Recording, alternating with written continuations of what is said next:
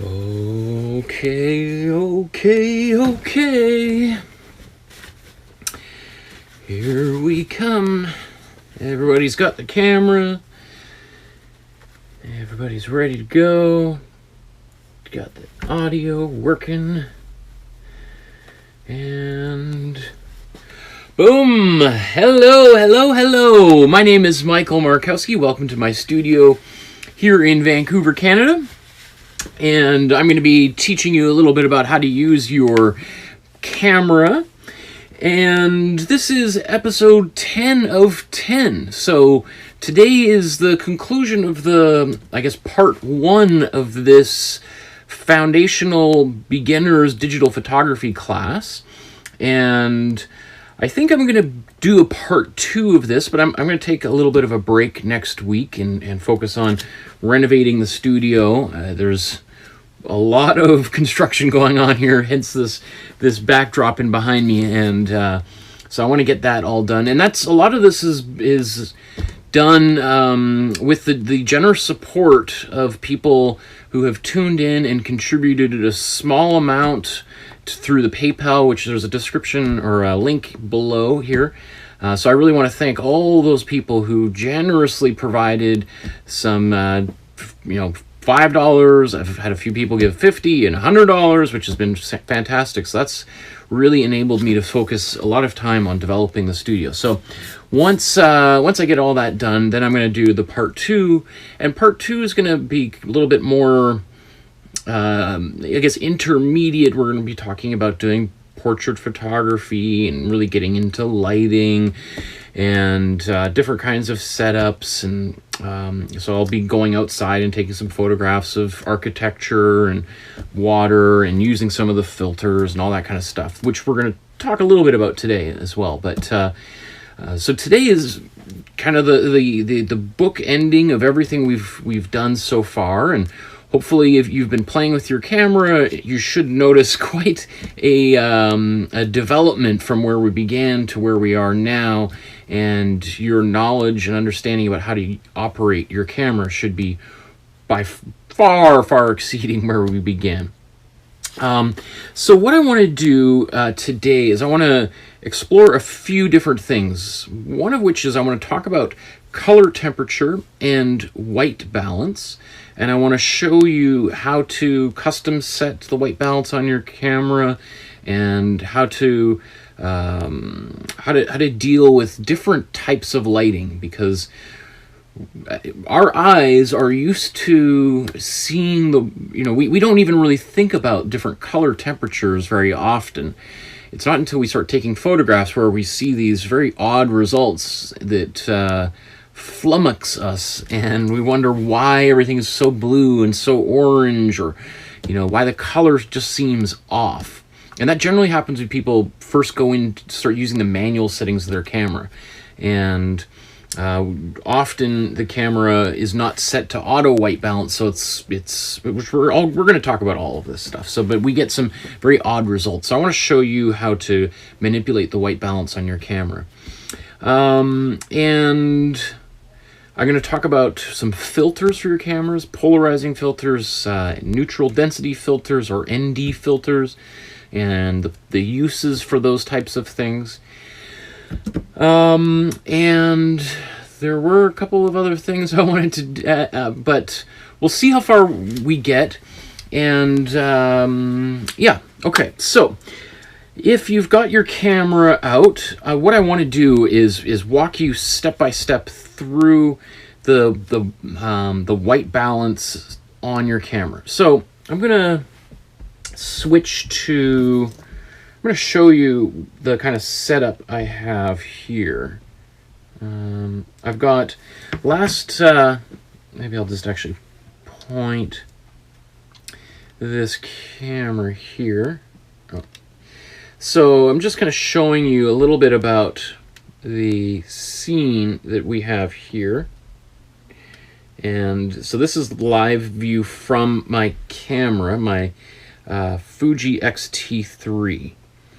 So I'm kind of panning around. You see my computer, and here's this light. At the end of last class, we talked about buying a light, or just even if you have a light in your house, and you can do everything we're doing with this. But the light bulb that I have in this light fixture here is, I should have kept I have the box somewhere. But it's called the Globe Suite, and I think I bought this at Home Depot. And what's great about this light is that there's an app that you can download for your phone. Come on. So maybe I'm just going to darken this. So this app will allow us to control the color of the light in the room. And right now, if you're looking at the main screen where you see my hand holding my phone here, you can see that everything is very, very orange right now, versus the image in the top left corner that's pointing from above shows a very well-balanced, color-balanced image. And so there's this discrepancy. We have two cameras filming essentially the same thing, but getting very, very different color. So the reason why that's happening is on this camera, I have the white balance was set to this very high Kelvin. So color is measured by Kelvin units, and it basically goes from well, I have a graphic that I'm going to show here momentarily, but you can see now that I've I've returned it back to white balance, the color looks very different now, right? It's now maybe a little bit more congruent with my original, with the overhead view here, right? So the colors are, there we are, okay. So just want to focus that. So now they're matched up because the camera above is using auto white balance, and the camera that I'm shooting from is using auto white balance as well. So now they're balancing for the same color temperature, right? So because every light has a slightly different color. Some lights look reddish or orange, and some look white, and then some look reddish, right? So there's this kind of whole spectrum of color. And for instance, the sun, if you've gotten up really early in the morning, you'll see that as the light is beginning to come up over the horizon, it's going to be very cool and blue. And then as the sun rises, it turns into this kind of orangey, beautiful golden hour, the morning golden hour that we'll see. Great time for taking photographs. You'll see lots of photographers out really, really early in the morning. Okay. And then as the sun gets higher up into the sky, it goes progressively more and more white until it becomes kind of bluish. And then as it starts descending back down onto towards the other horizon, on the other side of the Earth, it starts to get more orangey, right, and reddish. We get those beautiful, like, fiery sunsets, and then it descends over the horizon, and then it starts to cool back down again until there's no more light and it becomes dark again.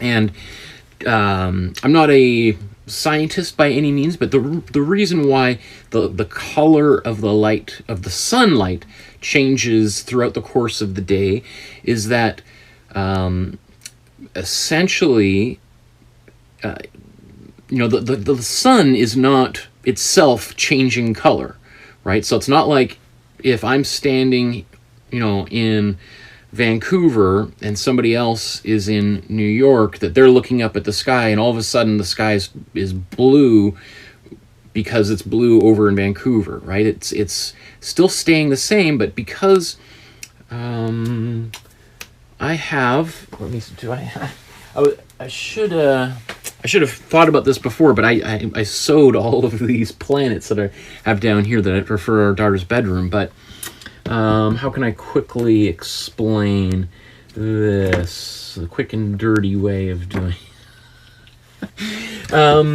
So if we think of this as the Earth, and I should have I'll do a lens cap because it's kind of white shape against.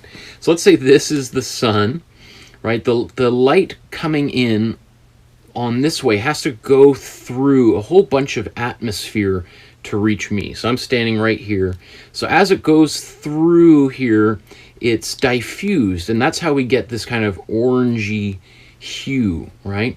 Versus as it comes up, it has less atmosphere to go through, right? So we just have this little bit of atmosphere to go through, whereas it's cutting through all of this atmosphere. So it goes orange, orange, orange, white, white, white, white, white, blue, blue, blue, blue, blue, white, white, white, white, white, white, orange, orange, orange, red, red, red, then back white, and then it's gone, right? So there are some, maybe towards the end here, I'll find I know that there are images online that kind of show how this whole thing works. But so the sun changes color throughout the course of the day. And so if you were to go for a walk at different times in the day and take a picture of the same group of flowers or same tree or building, or you do a selfie or you take a photograph of a loved one, etc., you're going to find that the color is going to change throughout the course of the day. Now, if you have the auto white balance set on your camera, you are going to capture some of that change in color. But the thing is that your camera is going to kind of try to correct for the different color of light, which is sometimes very desirable. But sometimes if you want to get some of those more extreme colors that we see, you're going to have to make some adjustments on your own.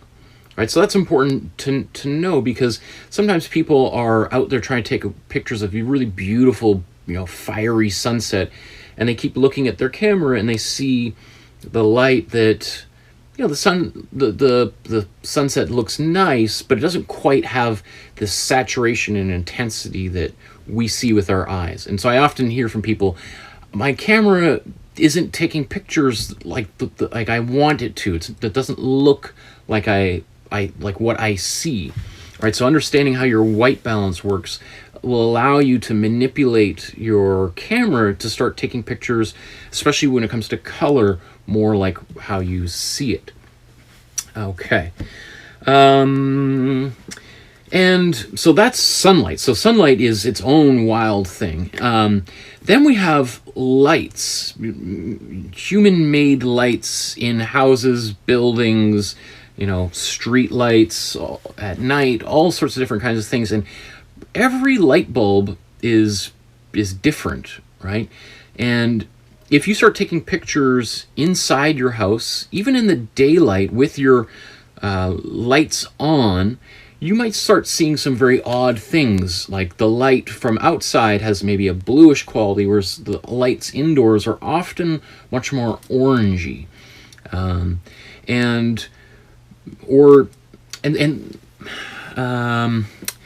to explain all. So one of the things that I used to do a lot of real estate photography, and I would go and document a house in video and photographs for real estate agents. And one of the problems would be is depending on what time of day I could get into the house, determined what kind of light was coming in through the windows. And then there would be the lights on in the kitchen or the dining room and all that kind of stuff. And often they were clashing. They were very different colors. And so I mean, there's different things that you could do. One is which you could rent large or buy large lights and turn off all the lights in the room and kind of blast a color that matches the color from outside. So that would be one way of doing it. Another way, which is what I would often do, which is kind of the quick and dirty way of doing it, would be to just turn all the lights off in an apartment so that the house is being flooded with outdoor light, and just setting your camera to do a little bit longer exposure so that the light from the windows is going into the rooms and kind of illuminating the room. So it takes a little bit more time because you're doing some longer exposures, and obviously you would need a tripod to do that. But that's one way to sort of get more effective photographs. So because otherwise, before I would do, and there were some times where I wasn't able to match, where I had to leave certain lights on, or I photographed one place I had a big fireplace on, and yet I'm in there at 1 o'clock in the afternoon taking photographs. So we have this very blue light coming in through the window, and then the fireplace, which is, you know, red and orange, like pretty much the exact opposite colors. So that required some finessing on the computer later on to deal with a situation like that, because the camera in auto white balance doesn't know what to choose. So I made a decision to balance for the outside the light, because there's so much of it coming in, and then kind of had to kind of play around in the computer afterwards. But that's maybe a little bit more advanced stuff. So let's go back to our image here, and I'm gonna just show you how. So right now, again, the camera is using, and you know what, I think I'm gonna turn some other lights off, because I've got all of these different kinds of lights in this room.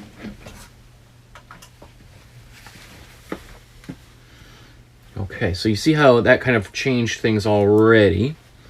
So right now, the camera is, both cameras that you're seeing on your monitor or your phone or wherever you're watching this, are set to auto white balance. Now, again, using this app on my phone here, maybe I gotta go over, get closer, go this way. Oops.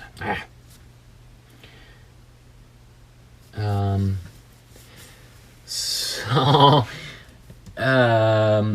right now it's at kind of this light that I'm shooting, that I'm casting light onto this sculpture, is as white as possible. So you can, I don't know if you could see, this is 3,524 Kelvin, right? So, and maybe, oops, I'm gonna brighten, well, maybe I don't want it too bright, because this, okay. So then if I move this slider towards the blue, you can see the color of the light has changed. Maybe I'll just put this down here. I gotta figure, or maybe, can I do this from above? Maybe that's the way to do it. So you can see. Can't quite see it.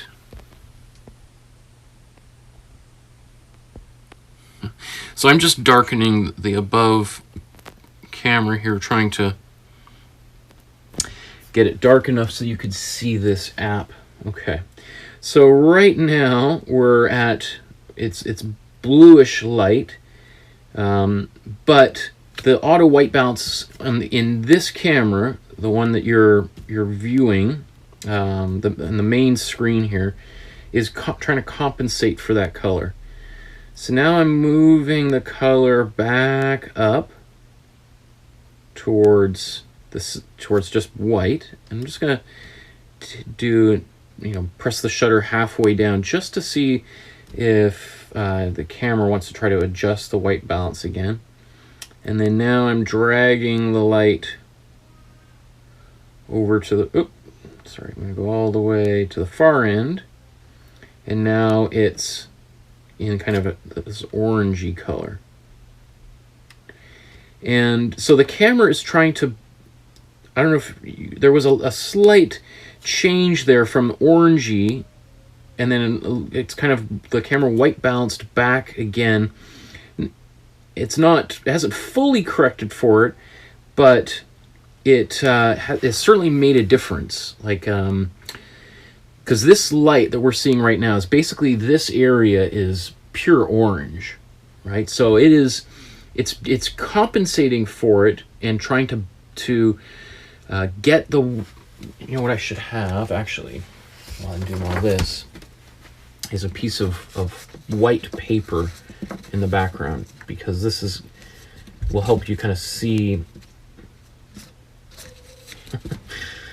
So you see this piece of paper here, the camera is trying to make this piece of paper, which is orange right now to my eye, but it is turning it white, right? So it's trying to adjust the color to make the white look white and no longer orange. But my eyes see it as orange, if that makes any sense. So I'm going to change this light up again. All right, and now we're back up to, on the app that's controlling this light is now white. All right, so if you look at that envelope, the camera's trying to keep it as white as possible. Now I'm casting a very bluish white light onto this scene. And that, by the way, that black that's flashing back and forth on the camera, that's the white balance, or not the white balance, sorry, the camera's saying that part of the image is overexposed. And we've talked about that before, so maybe I'll just, but I think it is interesting how, as I change just the color of this light, that I'm not adjusting any settings on my camera. As you can see on the bottom of the screen there, none of the numbers are changing for any of the settings, but it's also changing how bright the light is just by the color of the light turning as well. Because technically the brighter light gets, the bluer it will get. So, for instance, and if I recall, Kelvin is basically measured, the units are relative to like fire, right? So in fact, let's bring out. I have a diagram here that I'm going to show.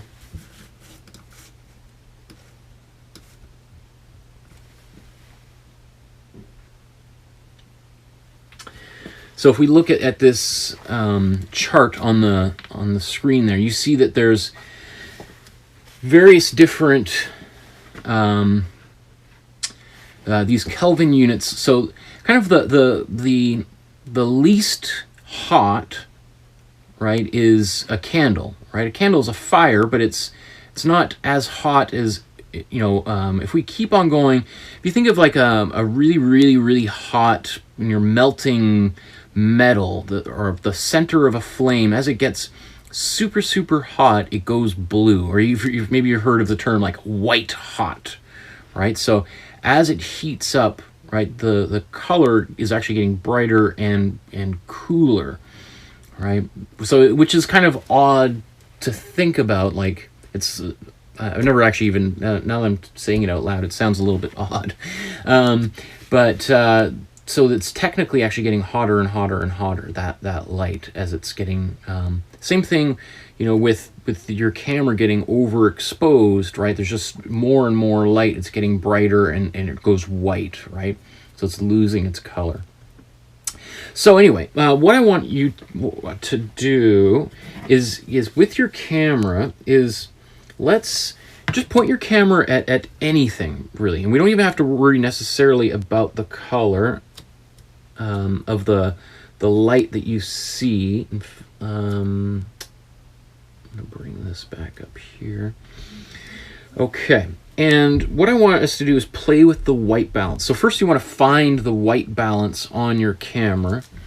On the Canon, there's a, I'm just going to brighten that up.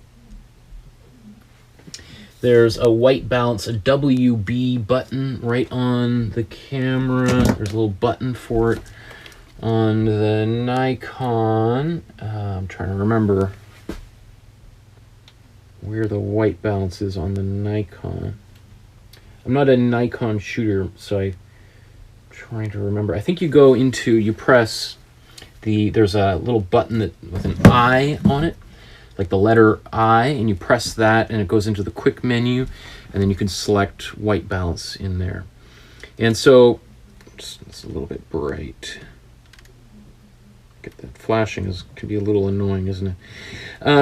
Okay, so what we're going to do is we're going to the white balance, and you see it currently set to auto. So that's helping to balance out the light that we see here. And what you want to look for, now that I'm thinking about this, I'm using a really, really nice camera, and a really nice camera actually gives me a lot of options for setting the white balance. On kind of a less expensive camera, like my Canon here, let me see, there is,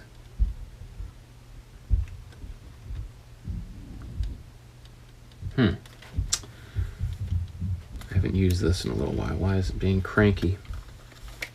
Well, I won't, but what I want you to do is see if you can, where's, my apologies here. 1 second here. Just gonna set this to this and this to this.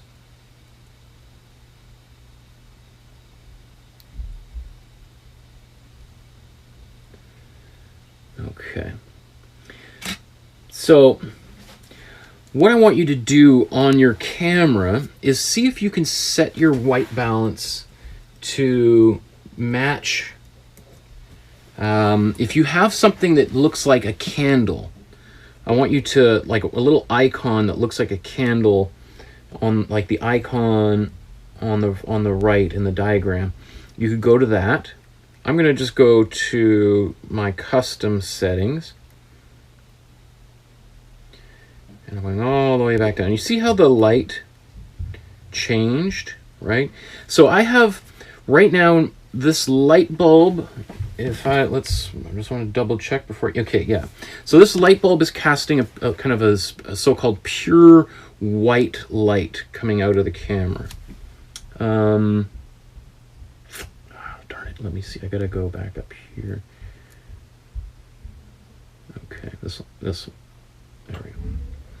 Okay, so the light bulb is casting a white light, and if I go to my lowest custom white balance setting, it's about 2500, which what that's doing is it's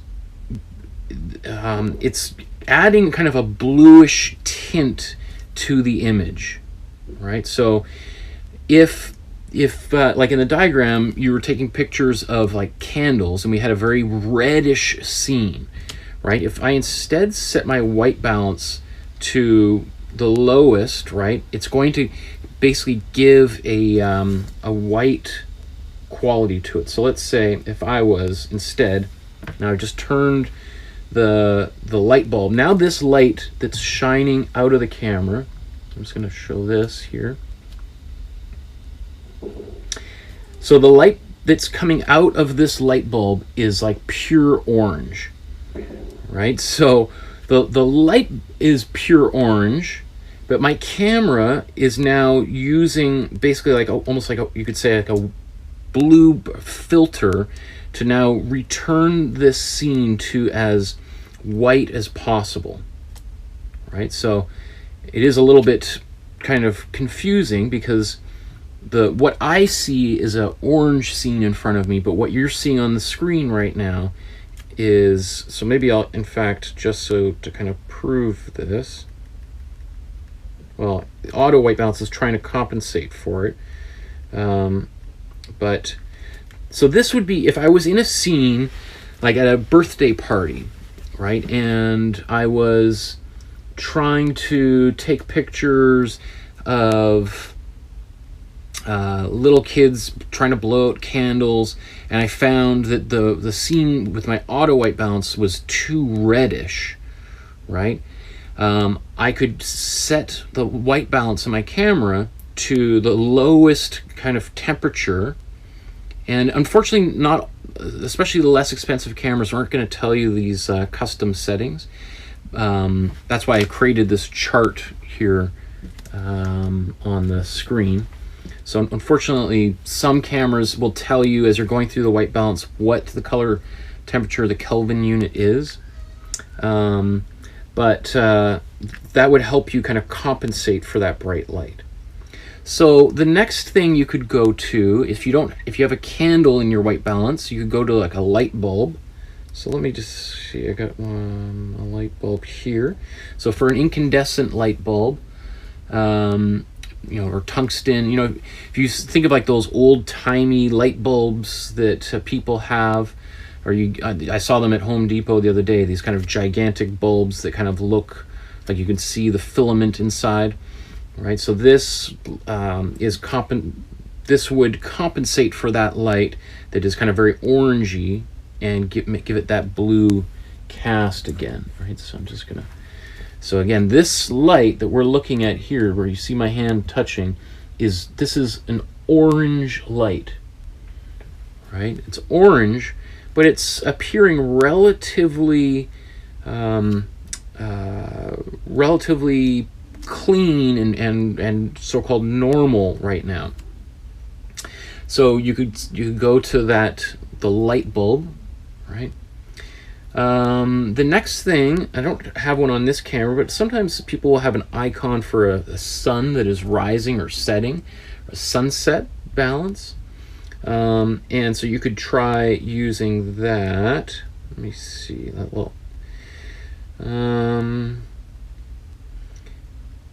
so right now what I'm doing is I'm kind of going up the scale of these Kelvin units, and you could see as I'm doing that, things get more and more kind of red, right? Now that's because I'm getting back to this particular kind of light bulb right here. So I'm just going to return this to a white light. Right, so now I'm looking at a fluorescent light, right? So, but if so often I've taken a lot of photographs in environments that have like those big tube fluorescent lights on, in schools and businesses, and that light, while it looks, while fluorescent lights look maybe, I guess, good for our eyes, they can be really unflattering when you're taking pictures of people, because that light is very kind of white and maybe even a little bit blue sometimes, and that is sort of like the worst light for taking pictures of people if you're using the white balance of your camera, because sometimes you can even start seeing the veins in people's skin and everything, right? So we generally want a warmer color to just add a little bit more like life into the picture. Like if you took a picture of somebody in fluorescent lights, they can kind of almost look a little bit sickly and tired. And so by using the custom white balance in your camera, you can add a little bit more warmth into the picture, right? So I could go, see, I could try to counteract that by adding a little bit more. So again, this light bulb is now white, and as I go up here, I'm kind of warming things up a little bit. All right, so it's up to you to decide kind of how warm you want your pictures to be. Generally, particularly these days, oh, I guess you can't see what I was just doing here on the screen. I'll just go back down. So, you know, this, let me just, so this scene you're looking at right now is okay, but it's very flat, kind of blue kind of color. So if I kind of go in here and start warming it up, right, it's just going to kind of add a little bit more kind of warmth back into the picture. Right. Of course, if you go too far, and let's just keep on going. Again, the light bulb that I have, this is a white light bulb, right? The light coming out of here is pure white. But look how now orange the scene is in front of me. So now it looks like there's a sunset coming in through the window, or there's a fire or something. So the long story short, with kind of a lot of the things that we're looking at, is that you can, by just changing the white balance in your camera, you can really alter the kind of mood of a photograph. So you can take a photograph in a room with fluorescent lighting and that cool blue light that is not flattering. You can adjust your white balance to get a bit of more of a warmer reddish orangey hue into the picture, and that is just going to make the people look better. It's going to, if you're taking pictures of flowers or anything else, it's going to make it just look like it's just a warmer, more inviting kind of a space. Okay, so wow, I'm moving through time here. Okay, so you can continue going through the different settings of your white balance on your camera, but I think that is fairly self-explanatory. There is a every camera will allow you to set a custom white balance on your camera, and that involves you may have seen like photographers who have like a gray card or a white card, and you know they might put it in front of somebody or something, right? And then you could set the custom white balance. I haven't actually used the custom white balance on this camera. So let me see.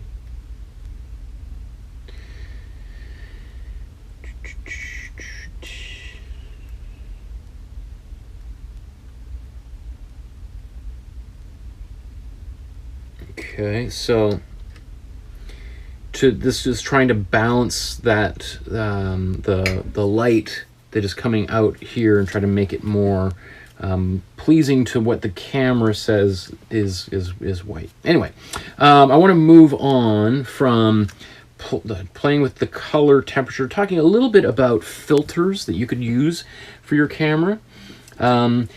Before you could, like, so if you think about 20 years ago, most cameras did not have any such thing as a white balance setting. That's a relatively new concept for photography. And before that, photographers would have a whole set of filters. So I remember when I was taking photography classes, you would, at this university I went to, you could borrow a camera, and then inside the camera bag, I'm old enough that you would borrow a camera, and you would buy film to put in the camera. So you'd wind the film into the camera, and then in the camera bag there'd be like 10 different little filters in your camera bag to do what we just did inside of this mirrorless camera or your DSLR. So you can imagine how difficult that would be, because you would put a filter on your lens and then take a picture, and you wouldn't know if it did what you wanted it to do until you got the photos developed. And then I'm like, oh no, everything's too red or too blue. So the fact that you can, with your camera today, set the white balance as you see it. And you know, with a mirrorless camera, what's nice about this is that as I change those settings, I can see in real time what the results are. If you have a DSLR camera, to do that is you're just adjusting a setting, take a photograph, and then it'll show you what the results are. But anyway, you used to have to put filters on the lens in order to be able to adjust the white balance as we've just done. And there are still devices, and you can actually get these, they kind of, there's a little attachment, it looks like a little white ball that attaches to a smartphone that goes right into the bottom, and then you can use that to do a light reading, and in the past we'd use a light meter. And so if I was taking a photograph of somebody, they're standing up against a wall, let's say a brick wall, I would hold the light meter in front of them and then just kind of like right by their face and do a little, like, it kind of looks like a phone, right? So you just kind of hold this up, and I'd go and see what the setting is, and that would help me determine what kind of filter I wanted to put on my camera. Now, thank goodness we don't. So you can actually find like old filters very cheap. And what's great about filters is a filter that worked 10 years ago or 50 years ago will work on a camera that you have today. Because the only difference between, let me see if I can, okay. I'm just gonna get an overhead view here. So the difference, there isn't a difference between filters they make today versus filters they made 50 years ago. There may be maybe better quality of the glass potentially. With new technologies, maybe they're able to do a little bit better. But what's great is you can find filters at thrift shops or online, people selling their old filters. A lot of people don't use them so much anymore. And the way to determine the size of the filter for your lens is that, let me see, let me get a camera lens out of here. Is on your lens, I'm going to turn some lights back on.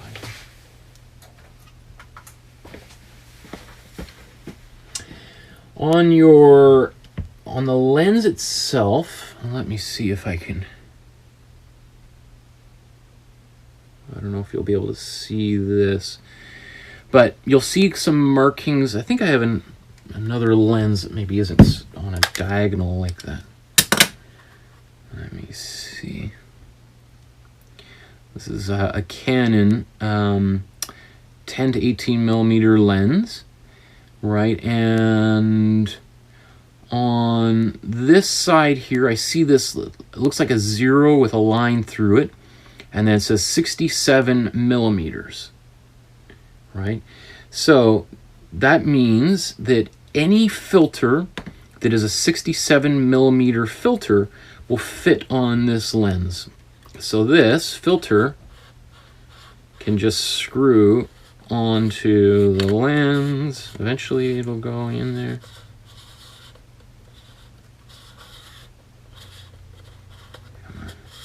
It's been a while since this, there we go.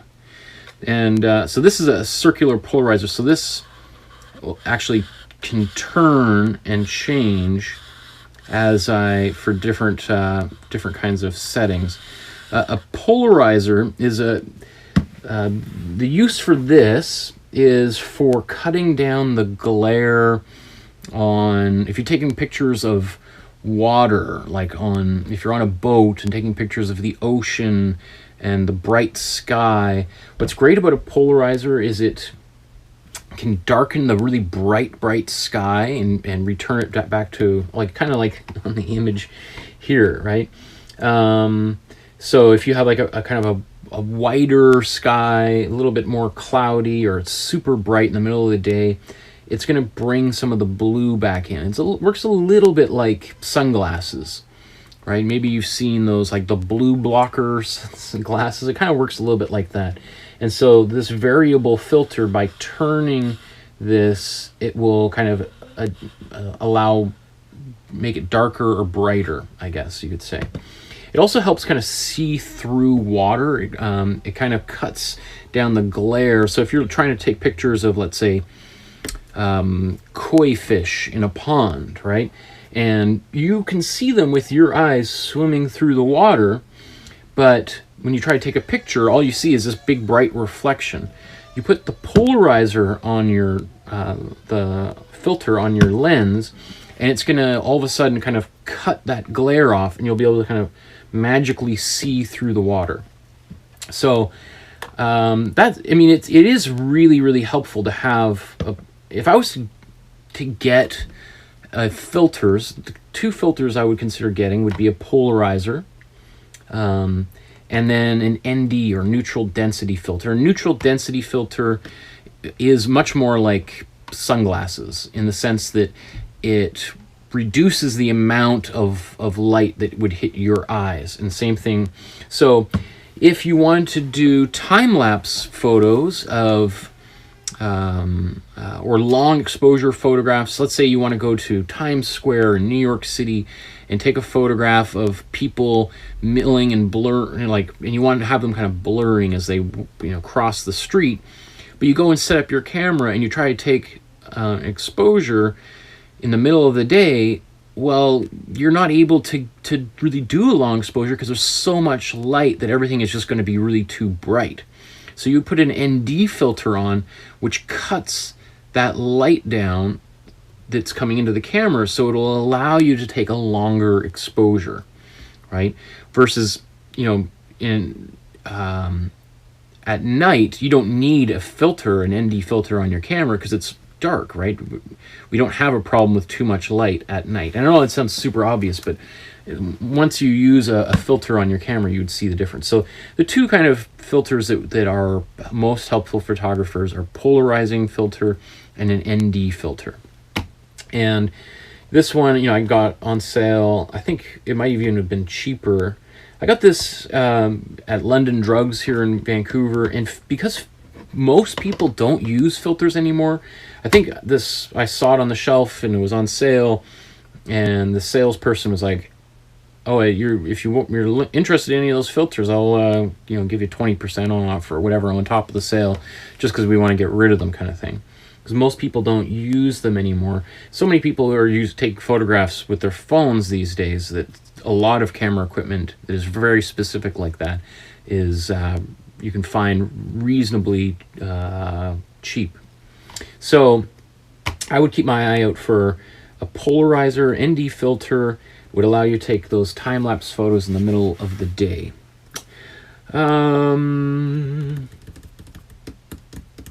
Okay. So, what was I going to say about this? Oh, well, again, so this 67 millimeter, will fit on, or actually would fit on this camera here. So you don't need to get a Nikon branded filter or a Canon or Fuji, although I don't know if some of those brands actually even make filters. But what's great is, I bought this filter for this Canon system, and I can use it on a few different Fuji lenses that I own, right? So it's one of the few parts, camera accessories, that is not proprietary and that can be exchanged through different kinds of things. So, even though I bought this maybe 10 years ago, I've kept it and I can still use it, even though I've completely switched photography systems from Canon to Fuji. So that's actually really great. And I will also say that when if you go to a place to buy a new camera, often they will try to convince you to buy a UV filter or a just protection filter for your camera to prevent scratches on the lens and that kind of thing, which I don't want to say that it's completely useless, because I actually had somebody in one of my photography classes, I think back in January, who had one of those protecting filters on, and I can't remember what they did, but it broke.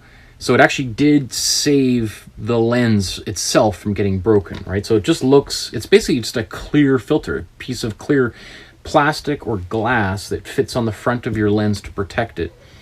There is some debate as to, especially if you're getting a really cheap filter and you put it on your camera. So let's say you've got a $2,000 camera and a $3,000 lens, and then you put a $20 filter on the front. Well, you kind of just negated all that, the beautiful technology and the beautiful glass that you have, and then you put this cheap piece of plastic on the front, and it could lead to kind of blurring or kind of a little bit of darkness in the corners. Especially if it's really cheap, you might see kind of weird reflections or warping, all that kind of stuff. So if you are going to get a filter, you do want to think about maybe you could get a cheap one to play with, and you might be able to find some like on eBay for $5-10. But as you get more and more experienced with photography, you would probably want to spend the money and get something nice, because you don't want to have all this nice equipment and then just put something cheap, in the front. It's like all of a sudden you could be taking a photograph through a piece of plastic bag or something, right?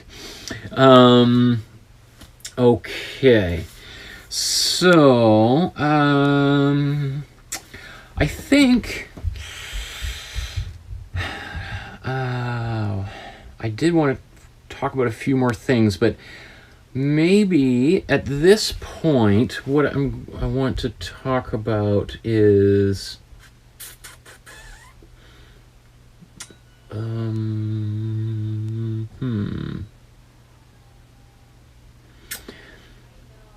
for anybody who's watching that wants to say goodbye, I'm going to put this graphic up on the screen.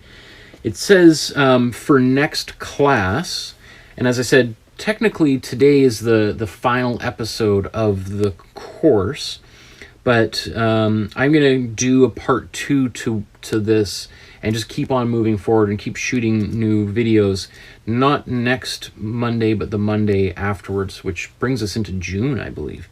I think it's June 2nd, or no, June 1st, right?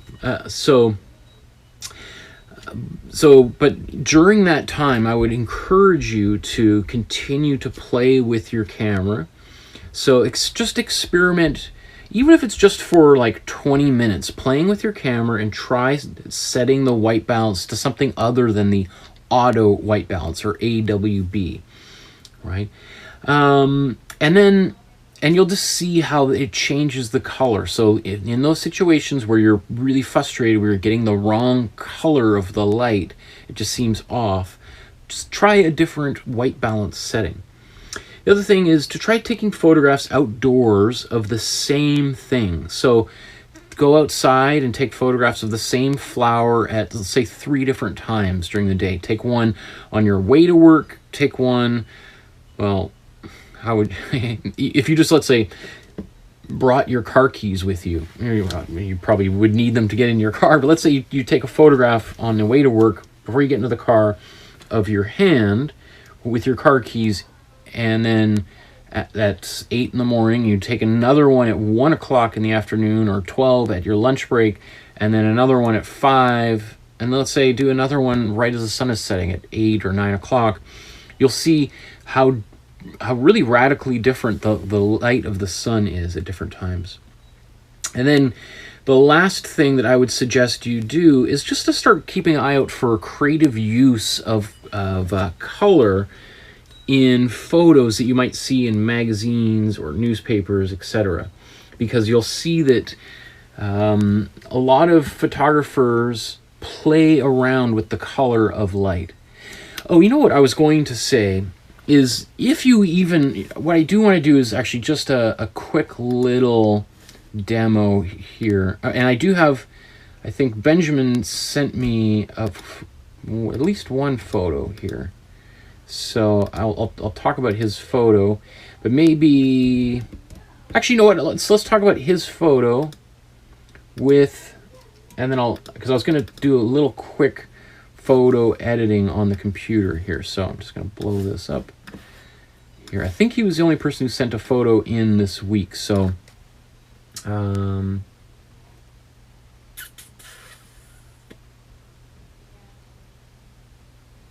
okay.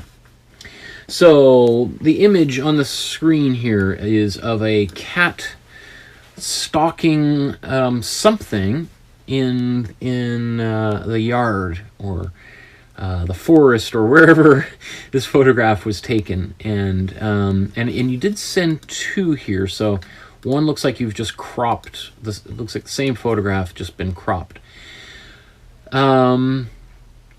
So yeah, you know, I cats, when they're doing this kind of hunting behavior, are fascinating. They're really fun to watch, and they can be really fun to photograph as well, because often they are preoccupied with doing what they're doing and not, you know, with you. So you can kind of sneak around and take photo, kind of hunt them hunting something, right?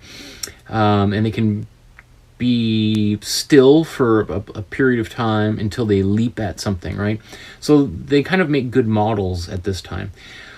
When I look at this photograph, I love the image. One thing I feel is, as like I've said a number of times, is when we see eyes of people, or in this case an animal, we often want to look at, we want to see what they're seeing, because we see their eyes, and then we want to go like, well, what's in the field of view? So part of me, you know, I kind of want to see what it is. Is it a mouse?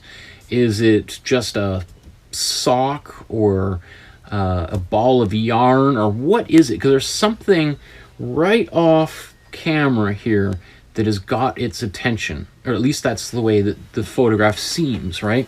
So and the photograph, it looks like you are fairly down low to take this photograph, but I feel like we could go even lower and even get some grass coming right up into in front of the lens, and it would probably be your relatively shallow depth of field, so it would be a little bit blurry.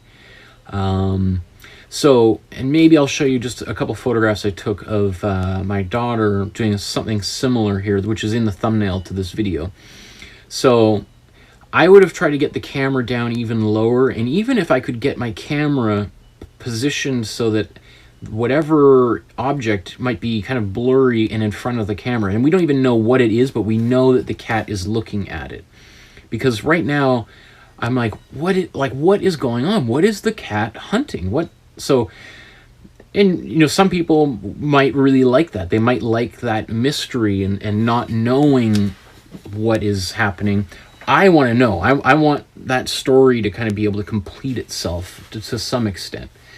The way that you've cropped it, what do I think about that? I think I feel kind of being in a square format like this, that it all of a sudden now makes its back seem really big, right? Bigger than I think it actually is. So, you know, if you, let me see, can I do a square? So here's a square. I would even, if you really wanted a square, let's see. So this is my cropping versus your cropping.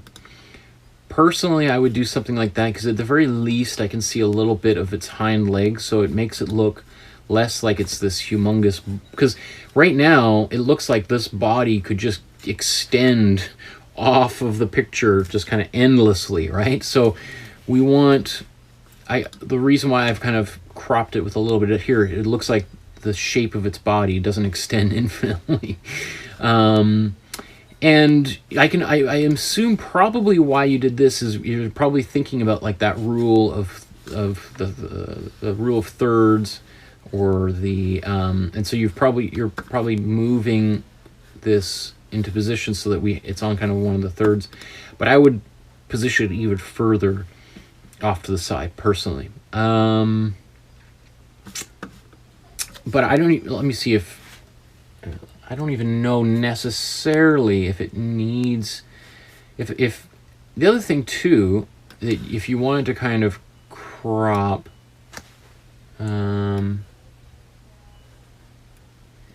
I would consider something maybe more like that. Again, I think your instinct to crop out some of this stuff on the right was correct, because this here on the right is a bit of dead space, right? There's not a lot of interest going on, because we get sucked into this cycle of looking, you know, we look at the cat's eyes probably immediately. That's probably the first thing anybody who sees this photograph does, is look at the eyes, and then we want to see where it's looking at, which is somewhere down here. So then our eyes move into this area. It's hunting around. We're hunting around trying to find out what it's looking at. And then we kind of come back up and do this cycle. So that means that this area on the right is a bit of dead space. So I like your idea of trying to get rid of some of it, but I would have either cropped it so we see more of the body and less of this side. Anyway, that's how I would do it. Now, what I wanted to I can use this photograph here and just to kind of show you the simple photo editing stuff.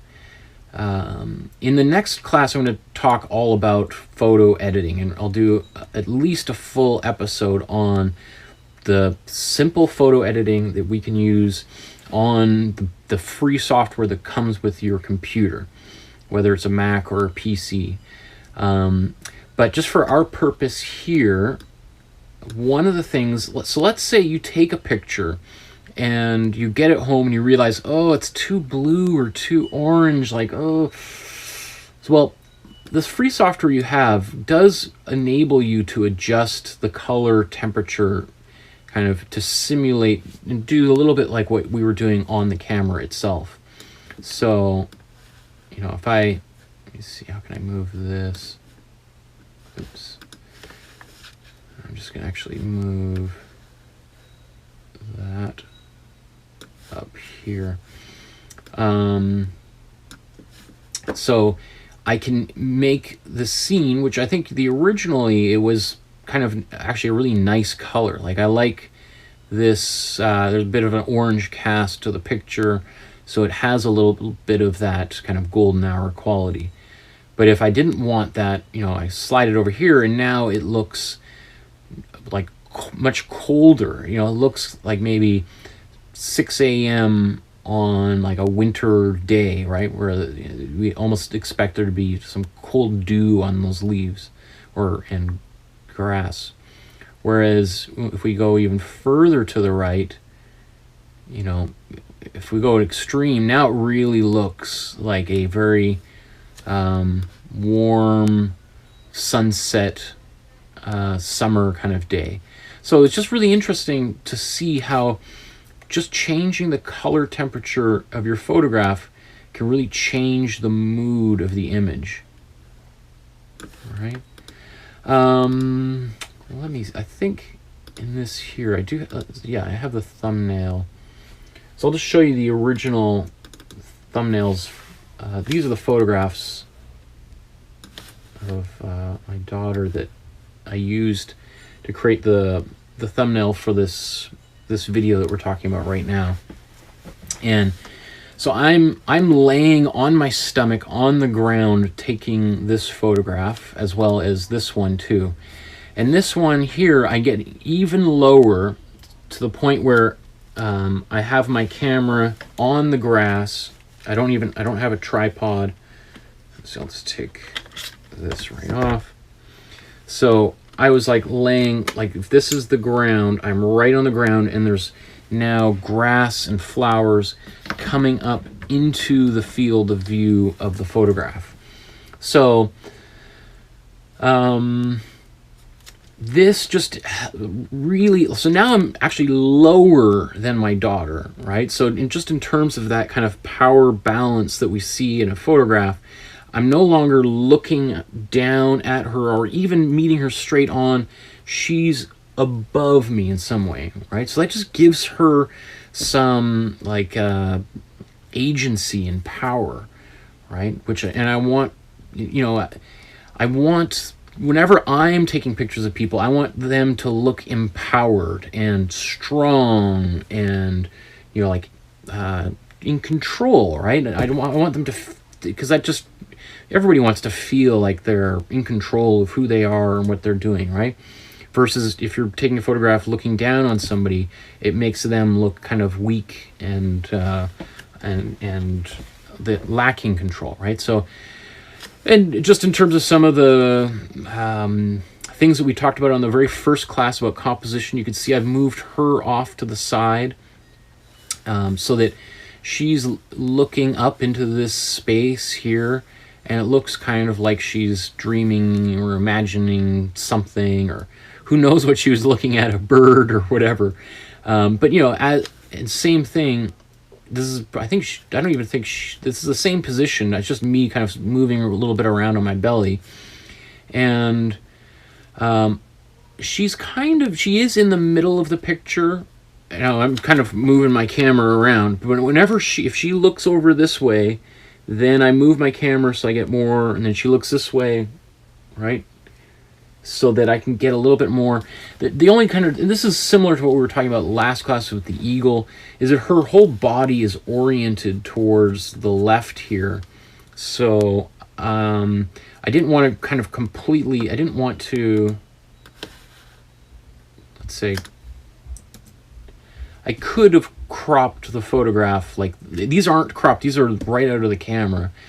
But if I wanted to, I could do something like that. And still giving this extra space for her eyes to kind of fill. But I don't mind it so much this way. If we go back to this one, and just thinking about your cat photograph, Benjamin, that getting down a little bit low, like if this, let's say that this was your cat and this was whatever it was, and we saw its eyes looking directly at this shape, I think that would be really satisfying. And it wouldn't have to be in focus or clear at all, but it would just give us some idea of what we're looking at, or what the cat is looking at. Personally, I'm just thinking about this. I took a lot of photographs. Keeps disappearing. I personally, this big white thing, it's a flower, just like all these other little daisies here, to me is a little bit distracting. So if I was to do this again, I think I did do other photographs, but I had a different expression on her face. It wasn't quite as good. I would try to position it so that maybe this big white shape wasn't so bright and central to the image here. Okay. And just again, similarly, I'm just going to use the color change on here. And if I slide this over, all of a sudden things start looking much more blue. You know, this, some people might really like this kind of an image here. It starts to kind of look more like a wintry day, versus here's the original. If I keep on going, you know, if this was wedding photographs, I would tend to bump it up, just like I am. Oh, I guess you can't really move the slider out of the way. I would bump up the color and warm it up a little bit, just to make it look like it's a bit more of a warm, loving kind of a day, you know, right? So this being the original, it's a very subtle thing, and it's not even so much, a little bit of the skin tone changes, but it's mostly like the grass just becoming greener and more lush and like fresh, rather than kind of dead grass or something, right? If I keep on going, it's going to start to look more like fall, because things are going to start getting redder and redder, so that grass starts to look like, you know, dying grass rather than healthy grass. So it's a fine line on either side here. Okay. I think for today, unless there's anyone else who has sent photographs, let me just kind of do a quick little refresh and make sure that I, because sometimes when I close out at the end, I notice there's like 5 photographs people have sent, and so, but it doesn't look like there's any more. So I think I'm going to call it a class today, right here, and I want to thank everybody who's stuck with me for 10 almost 2-hour episodes, classes here, and it's certainly been an interesting learning experience for me personally, doing this over the live stream like that. I've taught this class plenty of times in person, and we do slightly different things, and so usually when I'm teaching in a classroom, I have opportunity to kind of come around and show people and hold their camera and turn the dials for them and help them kind of see all that kind of stuff. I wasn't able to do that today, or in any of these classes, so it made things in some ways more challenging for me, and then also in other ways allowed me to do other things like actually adjusting lights and allowing you to see what my camera sees in real time, which is something I kind of more or less have to explain to people in the class. So it's been a little bit of a challenge, but I would also just mention that, just like I'm doing and taking a bit of a leap and trying to experiment, and originally when I was thinking about doing this, I thought, okay, well, I'm going to build the studio and get that sorted, and then really figure out how to use all this technology, and then I'll start teaching this class.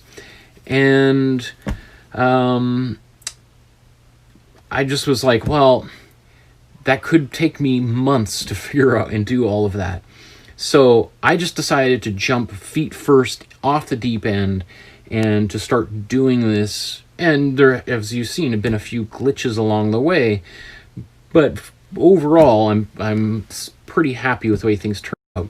And I would just say that I would hope that is some inspiration for you, because I know a lot of people feel like they have to master their camera completely and become the best photographer ever before they go out and start, taking photographs for a friend or that kind of thing. So they end up getting so self-conscious of their photography skills and abilities that they never allow themselves to take a bit of a risk and to play with their camera in kind of real situations, right? And that's a real shame. And I think the only way that you really get better and where you really unlock the power of your camera is by putting yourself out there and taking a little bit of a risk, and with the possibility that things aren't going to turn out as you expect or want them to. But that's really the best way to learn, and because you force yourself to meet those challenges head on. And so there are the ways that you could really kind of jump off the deep end with your photography is there's lots of different volunteer opportunities that and charities that need people to take photographs to document their events. And I know things are a little bit challenging right now in the world, but eventually this will be behind us. And whether it's an event at your church or community center or at work, it's a work party, Christmas party, and you'll hear somebody around the office or whatever saying like, does anybody know anybody who could take photographs, or does anybody have a camera that they could come and to take a few photographs of the barbecue that we're having, or the benefit, or the whatever, that kind of thing. And I would encourage you to put up your hand and say, Yeah, I mean, I took this online photography. I don't know how to do anything. I followed some of the lessons, and I feel it's like, just take that opportunity. And especially if it's a volunteer thing and you're not being paid for it, then, if worse comes to worse and nothing turns out, then, it's not the end of the world, right?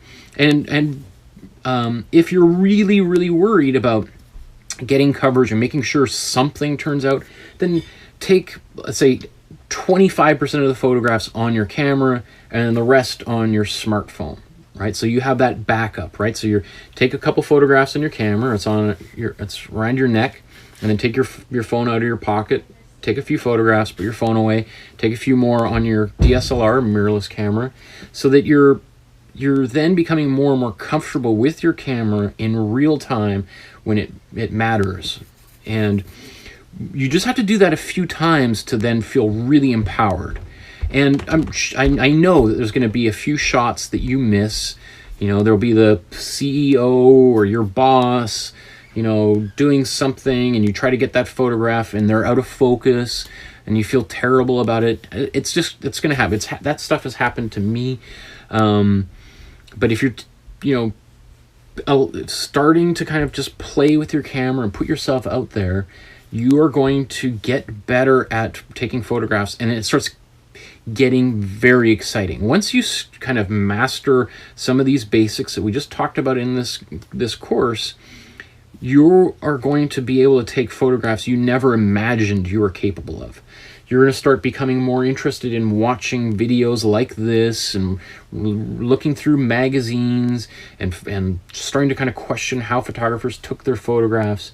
And then when you're faced with some situation where there's difficult lighting or I'm trying to think of different, any kind of challenging situation, you're going to think of, instead of like, oh, I can't take this photograph, you start thinking, well, maybe I can do something creative here that could help solve that problem, right? The other thing I would say too is you could also, if there's already a photographer at an event, let's say it's a family member or a friend who's getting married, and they've already hired a photographer, right? And you could suggest or say like, hey, would it be cool if I brought my camera to the event, and I'm still trying to learn photography, if I brought my camera to the event and also took some photos? I'll give you all the photographs I took for free, no problem, and that would just allow me to play with my camera and get to know it better. I would think most people unquestionably would say, sure, yeah, if you want to take more photographs of our wedding, that maybe the photographer misses, or they might say something. Often photographers at a wedding will come and photo the wedding, the ceremony, but aren't there later in the evening for the dance and all that kind of stuff, or they're there for maybe the few speeches at the dinner and then they leave. But if you say, hey, if I bring my camera, can I take some photographs when people start dancing and that kind of stuff? So I'm just trying to give you some encouragement to think of like, what are situations that you could throw yourself into that would give you the opportunity to play with your camera in real time, and so that you're as much as just taking photographs of birds and wildlife and architecture is fun.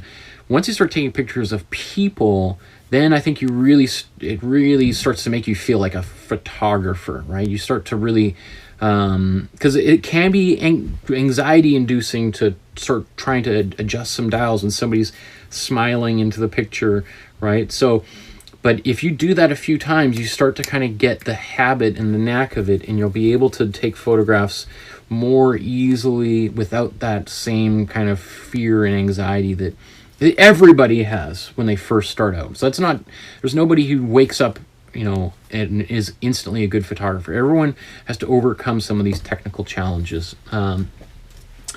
So with that, I will bid you adieu. If you enjoyed this series of videos, I'd very much appreciate it if you could just like this video itself, hit the subscribe button and the notification bell if you want to know when the next classes are coming. There's links to my Facebook, which I will post links to the upcoming videos as well. So if you want to like my Facebook page there, and you'll find out about the new videos as they come up. If you want to make a small donation through PayPal, the link is below there. That would be appreciated as well. And lastly, I would be very grateful if you would just tell a friend and say, hey, I did this course, and now I know how to use my camera. And hey, I took this really cool photograph that I printed and put on my wall, and you know how I learned how to do that? It was through this guy Michael on YouTube. So all of those things, or one or the other, would be more than appreciated by me. Okay, so I think that brings us to the end of today's session. I will see you in 2 weeks from today, and we'll kind of advance this to a whole nother level. And during that course of time, if you're taking some photographs, it'd be really cool to see those at the end of that episode and see where you've gone. So have yourself a wonderful rest of your afternoon. Enjoy the weekend that's coming up in a few days. Who knows what day it is anymore. Yeah, so we'll talk to you soon. Take care, everybody. Bye-bye.